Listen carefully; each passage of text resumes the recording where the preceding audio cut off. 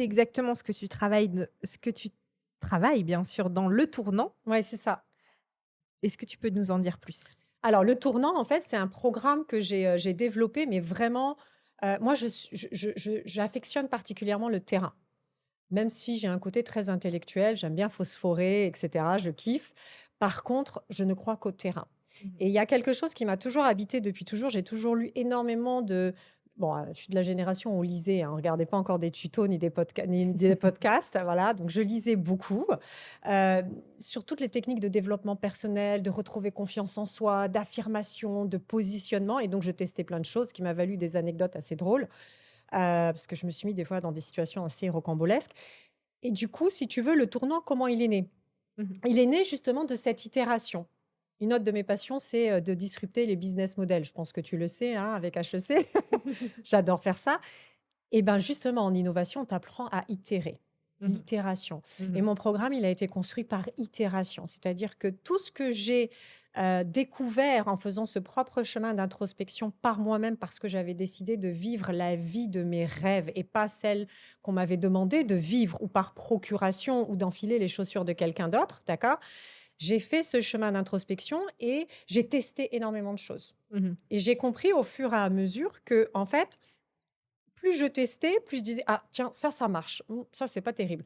Ça marche que si il faut ce prérequis» et donc à Mmh. force, le tournant, ça m'a permis de développer un programme de reconnexion à soi et de créer et de création de sa vie rêvée, en fait, de vraiment de manifestation de sa vie rêvée qui est basée en 4 étapes. Donc la prise de conscience, la reconnexion à soi, l'incarnation, donc là vraiment je traduis dans le quotidien qui je suis et Mmh. ce que j'appelle l'expansion ou le déploiement professionnel. Parce que c'est bien beau de prendre conscience, c'est bien beau de savoir qui tu es, c'est bien beau d'aller incarner au quotidien, mais si tu traduis pas ça dans une expansion professionnelle, ou en tout cas dans une réalisation professionnelle, bah, c'est un peu de l'intellectualisation très sympathique, Mmh. mais tu vas pas récolter les fruits finalement de toute ta potentialité. Tu vas Ouais. rester très intellectuel. Alors justement, on parle de concret. Toi, tu as accompagné combien de femmes jusqu'à Ouh maintenant? là, ouais, alors, Parce que tu t'es partie de toi, ça on l'a compris, ouais. mais ce programme Le Tournant, tu l'as façonné aussi avec les personnes que tu accompagnes. Oui, alors effectivement, c'est ça qui est génial avec toutes mes clientes. Alors j'ai 95 de femmes et 5 d'hommes et je le précise parce que les hommes que j'ai accompagnés ils sont venus à moi Mmh. et c'était très courageux et effectivement, c'est un programme qui s'est façonné avec, qui s'est fait par mon chemin, personnel, hein, Mmh. donc les burn-out, le poste enfin cette vie de corporate, de cadre sup que j'ai eu pendant 20 ans, Mmh. après burn-out, après, chef d'entreprise, dans la tech, parce qu'il fallait bien monter une boîte dans la tech, ça faisait bien. Et puis à un moment donné, Et ça re-burn-out. rapporte? Et ouais, ouais, ouais, ça rapporte, ouais. Enfin, ouais, beaucoup dans le papier aussi. Mais ça rapporte, oui, effectivement. En tout cas, c'était une expérience qui est toujours en cours, hein, d'ailleurs, extraordinaire. Et puis re-burn-out. Et là, tu te dis, attends, bon, ça suffit maintenant. On va Mmh. arrêter de se voiler la face. Il y a toute une partie de toi que tu n'écoutes pas. D'accord? Et tu vas aller la chercher. Mmh. D'accord? Donc ce programme, il est né quand même de mon propre vécu et de mes propres blessures et de mes propres échecs. Et franchement, ce que je n'assumais pas il y a quelques années et que je cachais avec beaucoup de délicatesse, j'en suis très fière aujourd'hui parce que je ne serais pas là sinon. Par contre, mes clientes, elles ont ce truc incroyable, c'est qu'elles me challengent. Et donc, elles me poussent, elles me disent, mais non, mais attends. Et donc, elles vont me poser des questions parce que on a tous des vies complètement différentes. Donc, leur vie n'est pas la mienne. Mmh. Et heureusement d'ailleurs. D'accord? Et donc, à chaque fois qu'elles vont me présenter une situation que potentiellement je n'ai pas encore rencontrée dans l'ensemble des personnes que j'ai accompagnées, ça va me challenger. Mmh. Et donc là, je vais obligatoirement aller, encore une fois, repartir en introspection, faire le tour de tout ce qui existe en termes de savoir académique. Je vais le tester moi-même et je vais le co-construire avec la cliente et le modéliser. Maintenant, pour te répondre à ta question sur savoir combien de personnes j'ai accompagnées, alors j'ai beau aimer les chiffres, j'ai jamais trop compté, mais on avoisine uniquement en termes de coaching, hein. Je ne parle pas de toutes mes années où, par procuration, je coachais les gens puisque j'étais DRH. Je dois être à peu près à 70 personnes, ouais. Mmh. Ouais. Mais je compte pas. Je sais que c'est pas bien d'un point de vue marketing, mais je compte Non, pas. mais ça fait déjà un beau terrain.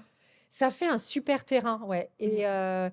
Et ce C'est qui est significatif. c'est significatif et ce qui est super, c'est que, il y a un effet multiplicateur. Enfin, tu sais, il y a Mmh. l'effet levier comme en finance, tu sais, à un moment donné, Ouais. qui fait que plus tu accompagnes de personnes, euh, en fait, ma plus grande peur, c'était de tomber dans, comment j'appelle ça, dans la routine.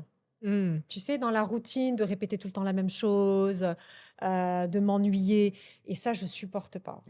Mais alors justement, Maë, comment tu fais? Moi qui ai suivi ton programme Mhm. et qui, discute aussi et qui fait partie de la belle communauté que tu as. Comment tu fais pour être aussi incisive et avoir ces mots justes qui Ouais. font que en coaching, on peut dire: «Waouh, tu as mis le point sur quelque chose que je n'arrivais pas à formuler». Comment je fais pour être aussi incisive en coaching et pas en podcast? C'est une bonne question. Ah, c'est tout mon Non, challenge. détrompe-toi. Non, mais effectivement, alors, comment je fais pour être aussi incisive en coaching? Parce que c'est ma zone de génie, parce que c'est moi. Mmh. En fait, ça, c'est la première des choses parce que, ce qui me nourrit profondément, c'est de voir la transformation des personnes que j'accompagne. Mmh. Et pour voir cette transformation, je dois nécessairement d'ailleurs, même là, en même temps que je te parle, je le sens dans mon énergie en train de monter. Je dois me brancher, je dois me connecter, je dois faire presque un avec l'énergie de la personne Mmh. qui est en face de moi, même si c'est virtuel. Et donc, j'ai cette, faculté intuitive de savoir quels mots sont justes pour cette personne-là. Mmh.